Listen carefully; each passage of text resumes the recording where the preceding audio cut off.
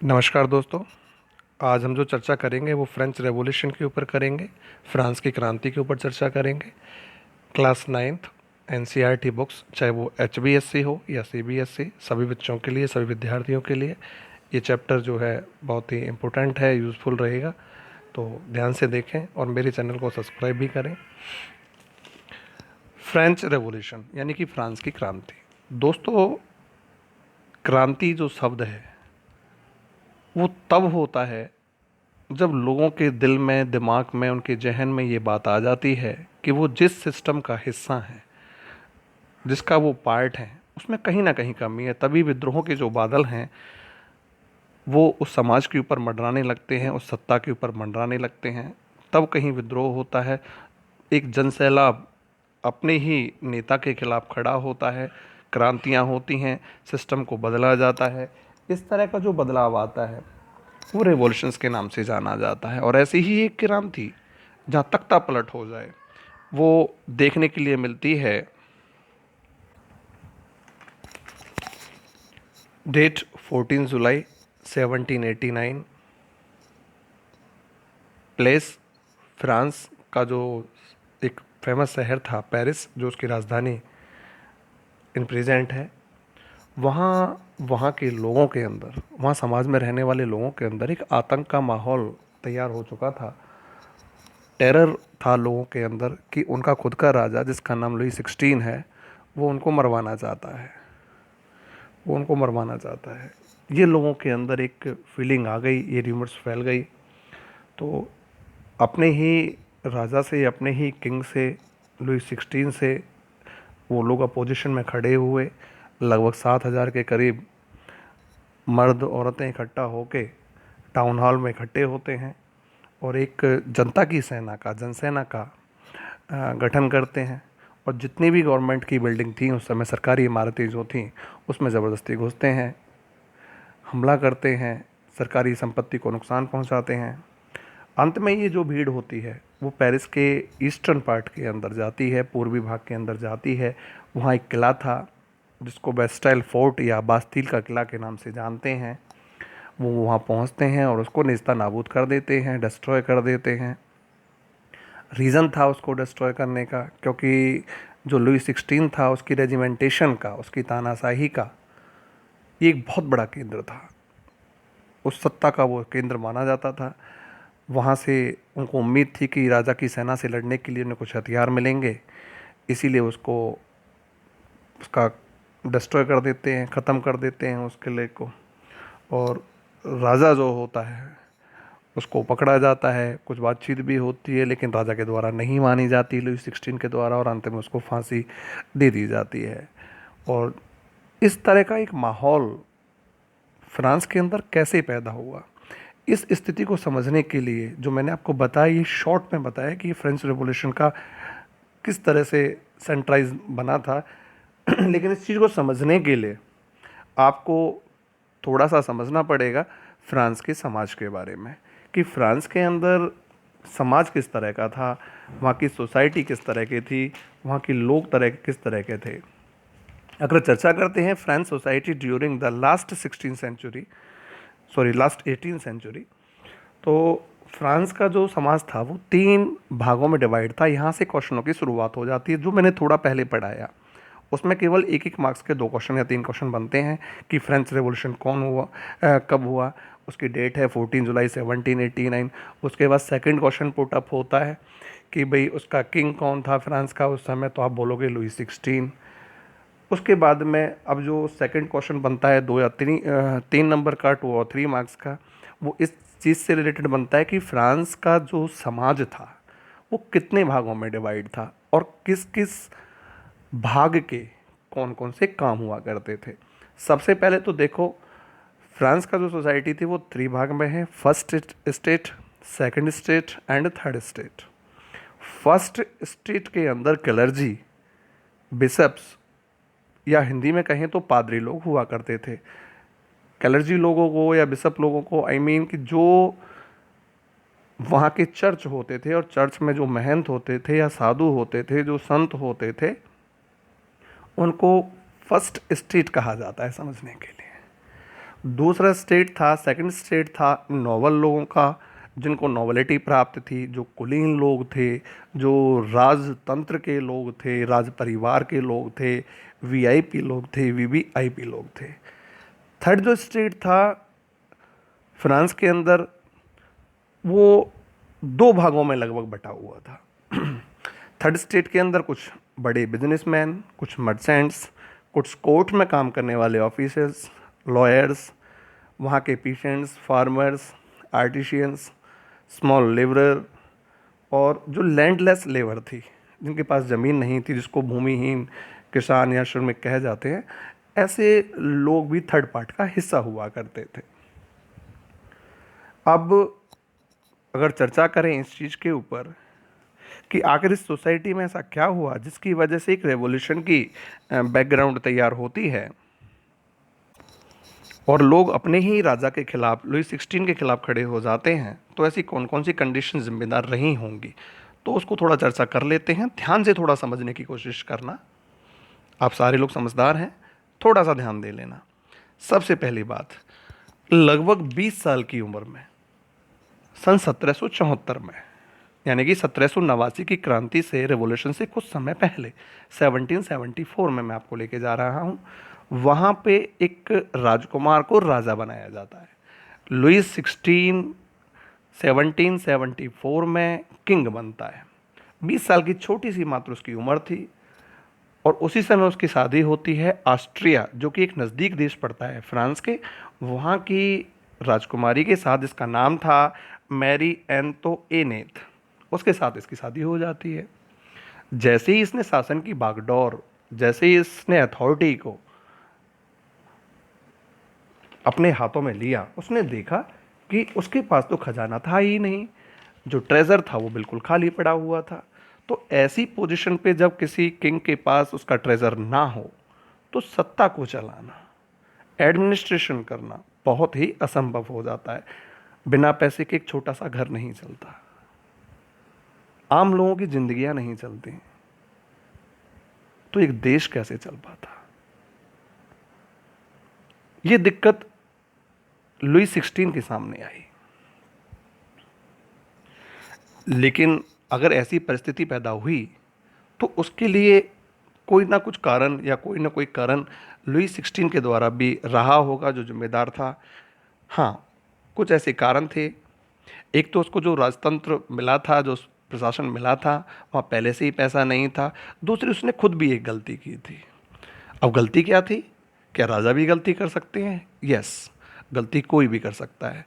ऐसी ही एक गलती लुई 16 के द्वारा हुई थी। पहली गलती थी कि जिस समय लुई 16 किंग बना, राजा बना फ्रांस का, उस दौरान फ्रांस ने हेल्प करी थी अमेरिका की। अमेरिका के अंदर कॉलोनी थी, 13 के करीब कॉलोनी थी ब्रिटेन वालों की। फ्रांस कहें या फिर लुई 16 कहें, वो ब्रिटेन का दुश्मन था, एनिमी था। तो उन 13 बस्तियों को आज़ाद कराने का, उन 13 कॉलोनीज़ को आज़ाद कराने का, फ्रीडम दिलाने का जो काम किया था, वो किया था फ्रांस के इस राजा लुई 16 ने ब्रिटेन के खिलाफ। और जब भी कभी लड़ाइयाँ होती हैं तो उसके लिए सेना की, हथियारों की, पैसे की, गोले की, बारूद की, इन सारी चीज़ों की आवश्यकता होती है। लगभग फ्रांस पे जब ये राजा बना था, उस समय भी 2 मिलियन लिब्रे का डेब्ट हुआ करता था, कर्जा हुआ करता था। जैसे हिंदुस्तान में, हमारे भारत में रुपया यहाँ की करेंसी है, ऐसे ही फ्रांस की जो करेंसी थी उस समय, उसको लिब्रे के नाम से जानते हैं, थोड़ा ध्यान रखना। और युद्ध के दौरान जब इसने हेल्प की, 13 कॉलोनियों को आज़ाद कराया, तो 10 मिलियन का और हो गया जो डेप्ट था। तो इस तरह से मिलके 12 मिलियन डेप्ट लगभग इस राजा के ऊपर हो चुका था। अब पैसा बनता तो है नहीं, कहीं ना कहीं से तो आता होगा, टैक्स से आता होगा। तो इसने सोचा कि कैसे पूर्ति करेगा इन चीज़ों के लिए। जितना पैसा इसको टैक्स से आता था उस समय, वो गवर्नमेंट बिल्डिंग्स पे, एडमिनिस्ट्रेशन पे, खुद के खर्चों पे, अपने ऑफिसर्स के लिए, अपनी आर्मी के लिए इसके द्वारा खर्च किया जाता था। चाहे यूनिवर्सिटीज़ हैं उनके लिए फंड देने के लिए पैसा सारा खर्च हो जाता था। लुई 16 के पास ज़रा सा पैसा नहीं बचता था। इसीलिए इसने टैक्स बढ़ाने के बारे में विचार किया, और टैक्स जनता के ऊपर लादने का जब इसने डिसीजन लिया, वो जनता पहले से ही परेशान थी। अब क्या क्या होता है उसके बाद थोड़ा सा देखने की कोशिश करेंगे। मैं आपको ऑलरेडी बता चुका हूँ कि जो फ्रांस की सोसाइटी है वो ऑलरेडी 3 भागों में डिवाइड हुई पड़ी है। जो पहला स्टेट था कैलर्जी लोगों का, बिशप्स लोगों का, वो कोई टैक्स नहीं देता था। जो सेकंड स्टेट था नोबल लोगों का, कुलीन लोगों का, वो कोई टैक्स नहीं देता था। थर्ड स्टेट्स जो था केवल टैक्स उसी से वसूल होता था। अरे उनके पास ज़मीन नहीं थी, कुछ था ही नहीं, वो तो पहले ही टैक्स जो दिया करते थे उससे ही भयंकर परेशान से, ऊपर से लुई 16 की और थोड़ी सी नीतियाँ जिम्मेदार हो गई इस रिवॉल्यूशन के लिए। तो समाज में अपने राजा के खिलाफ एक ऐसा माहौल, एक ऐसी चीज़ें तैयार होने लगी जो कि फ्रेंच रिवॉल्यूशन का, फ्रांस की क्रांति का एक स्थिति और ज़्यादा खराब होने वाली थी। कि जितनी भी प्रॉपर्टी पूरे फ्रांस के अंदर थी उसका लगभग 60% के करीब अगर हम देखें तो वो राजा के पास हुआ करती, सॉरी, वो नोबल लोगों के पास हुआ करती थी, चर्चों के पास हुआ करती थी। बची 40%। 40% केवल इन पूरी पॉपुलेशन के लिए थी। अब कहाँ से ये इतना पैदा करते, कहाँ से इन चीज़ों को करते। और सबसे बड़ी बात थी कि जो फर्स्ट स्टेट के लोग थे एंड सेकंड स्टेट के लोग थे उनको टैक्स से छूट दे रखी थी। उनको कह रखा था कि वो उनका बर्थ राइट है, उनको कोई टैक्स नहीं देना है। अरे ज़मीन उनके पास है, टैक्स वो देंगे नहीं। जिनके पास ज़मीनें नहीं हैं उन पर टैक्स को लगाते जा रहे हैं, लगाते जा रहे हैं। तो क्या विद्रोह होगा? नहीं, ज़रूर होगा। ऐसी ही स्थिति पैदा हो रही थी। और second thing, the most important thing, जो ये थर्ड स्टेट के गरीब लोग थे, इन लोगों को फर्स्ट स्टेट के लोगों के लिए या सेकंड स्टेट के लोगों के लिए बेगार प्रथा भी करनी पड़ती थी। बेगार बोले तो वर्क विदाउट मनी, बिना पैसे के काम करना। अपनी सैन्य सेवाएं भी देनी पड़ती थी, उनके खेतों पे जाके काम भी करना पड़ता था। है ही नहीं खुद के लिए और दूसरों लोगों के लिए काम करना कितना मुश्किल होता है, एक आम आदमी जानता है। ऊपर से टैक्सों की मार। उस समय जो टैक्स वसूल किया जाता था वो अलग अलग तरह का था। चर्च भी एक टैक्स वसूल करता था, बहुत बड़ा टैक्स वसूल किया करता था, जिसे टाइद कहते हैं, टाइद के नाम से जाना जाता है। ये एक रिलीजियस टैक्स होता था। एक नंबर में क्वेश्चन आ सकता है कि चर्च कौन सा टैक्स वसूल करता था। TIDE, टाइद हिंदी में बोलते हैं, तो इस हिसाब से इसको टाइड के नाम से जाना जाता था। ये रिलीजियस टैक्स था। इसके अलावा सरकार को भी, सरकार यानी कि फ्रांस के राजा को भी टैक्स देना पड़ता था, जिसको टाइल के नाम से जानते हैं, टाइल के नाम से। इसके अलावा और भी टैक्स थे। अगर आप स्मोकिंग करते हैं, तंबाकू वगैरह इस्तेमाल करते हैं, और या डेली यूज़ की चीज़ें जैसे कि नमक वगैरह इस्तेमाल करते, इनके ऊपर भी टैक्स लगा रखा था। किस किस चीज़ का टैक्स दें भैया, इन टैक्सों से जनता परेशान हो चुकी थी।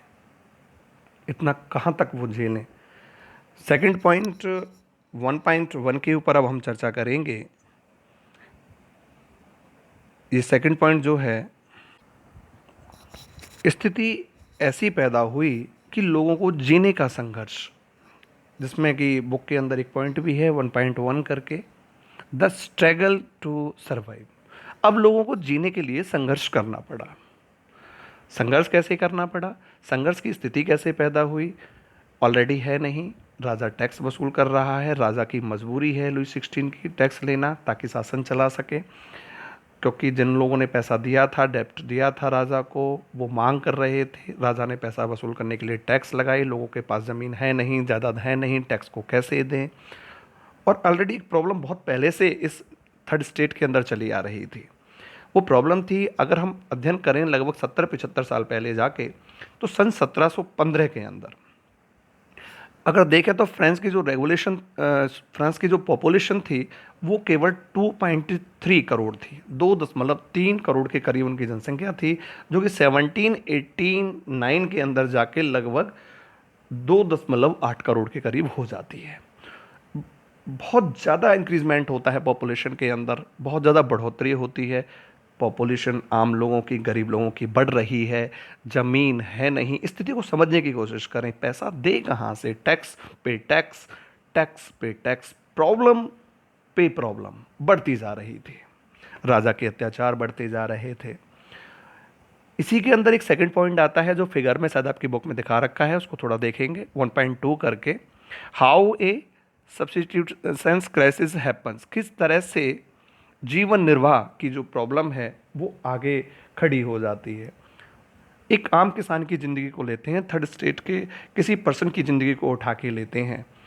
सबसे पहले पॉपुलेशन बढ़ रही है, राजा को टैक्स देना है, फसल खराब हो चुकी है, रोटी खरीदने के लिए पैसा है नहीं, ऊपर से महामारियाँ, ऐसी डिजीज़ जैसे आजकल हमारे समाज में कोविड-19 फैली हुई है, ऐसी स्थिति वहाँ पे पैदा होने लगी। लोगों के अंदर बहुत ज़्यादा परेशानियां लोगों को देखने लगी, मिलने लगी थर्ड स्टेट के लोगों को। तो विद्रोह करना, उन लोगों के लिए राजा के खिलाफ खड़ा होना कंपलसरी हो गया। आखिर फिर खड़े कैसे हों, किसने साथ दिया, कौन था जिसने इस क्रांति का बिगुल बजाया, अब इस टॉपिक के ऊपर चर्चा करने की कोशिश करते हैं। इसी से रिलेटेड है हमारा point 1.3, a growing middle class envisages and and to privileges, यानी कि उभरते वर्ग ने विशेष अधिकारों के अंत की कल्पना की।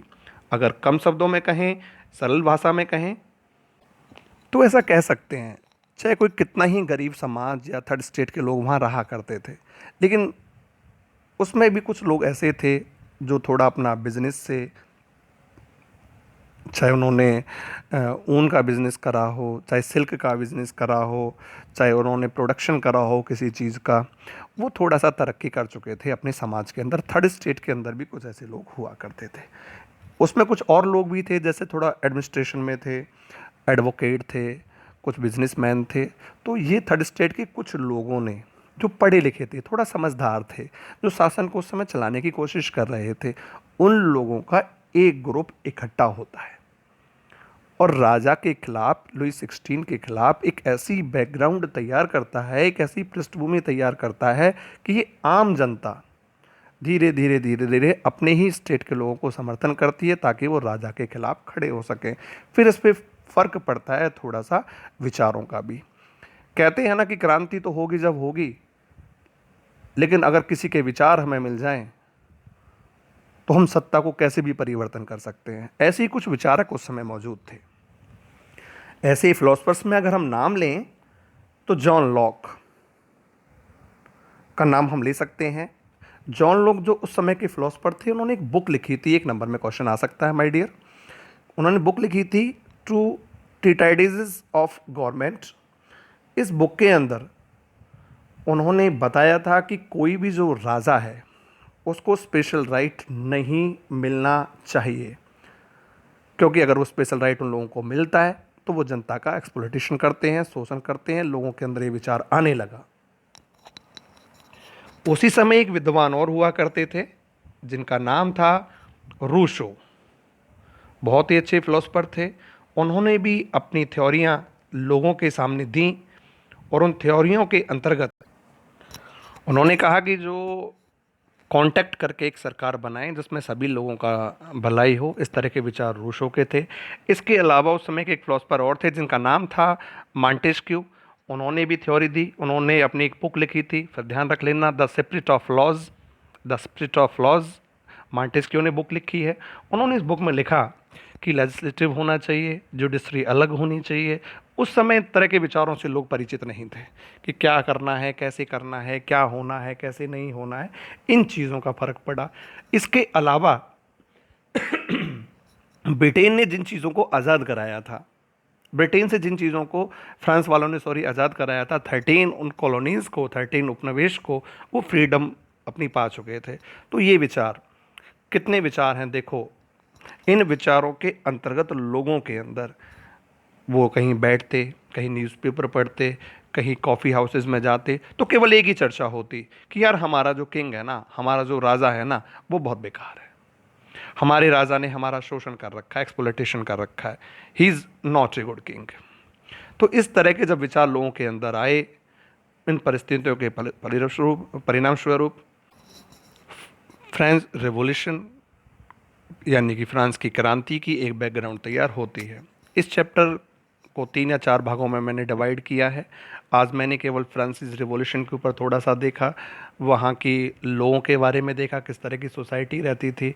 फिर मैंने ये आप लोगों को ये बताने की कोशिश की कि कौन कौन से स्टेट के कौन कौन से काम हुआ करते थे, किसको स्पेशल राइट मिला हुआ था, किसकी जिम्मेदारी थी। फिर मैंने आपको बताया कि जो लुई 16 था वो कैसे बर्बाद हुआ, कितना उस पर डेप्ट था, डेप्ट के कारण उन्होंने टैक्स बढ़ाया, टैक्स बढ़ाने के कारण जनता पे लगाया, आम जनता पहले ही परेशान थी, वो प्रोटेस्ट पे उतर आई। तो लुई 16 के खिलाफ उन्होंने वो जो स्टार्टिंग में बताया था एक बिगुल बजाया पेरिस नगर वाला, और वो इस तरह से राजा की सत्ता का अंत होता है। अब सेकंड वीडियो के अंदर हम चर्चा करेंगे फ्रांस की क्रांति के ऊपर, उसकी क्रांति की शुरुआत कैसे होती है, क्या क्या चीज़ें जिम्मेदार थीं, थोड़ा डिटेल में उसको पढ़ने की कोशिश करेंगे। अगर आपको मेरा वीडियो पसंद आता है तो उसको लाइक करेंगे, सब्सक्राइब करेंगे और शेयर भी करेंगे। थैंक यू दोस्तों, मैं आपका मित्र राकेश यादव, धन्यवाद।